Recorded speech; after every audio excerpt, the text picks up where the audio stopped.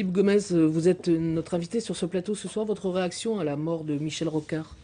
C'est un homme d'exception qui est parti et que la Nouvelle-Calédonie avait eu la chance de trouver sur sa route à un moment de son histoire et probablement à un moment de cette histoire qui était la plus difficile, la plus cruelle, la plus dramatique puisque c'était au lendemain du drame d'Ouvéa.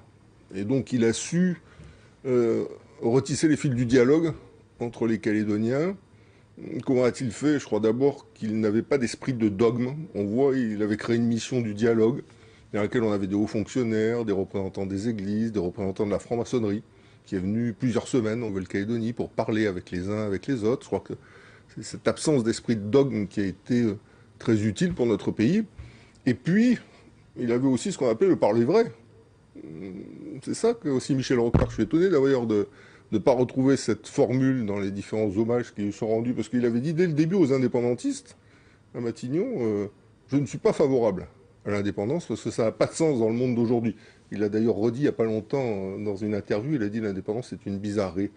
Il a dit pour autant, bien sûr que si le peuple décide, je m'y opposerai pas. Donc il y avait ce parler vrai rocardien qui, je crois, aussi a fait toute la différence. Et puis, enfin, il a rencontré des acteurs locaux, Jacques Lafleur et Jean-Marie Tjibaou, qui ont permis à cette période aujourd'hui d'ouvrir le champ de la paix, du progrès, de la tolérance et du dialogue. Donc on lui doit beaucoup. On a une dette imprescriptible à son égard.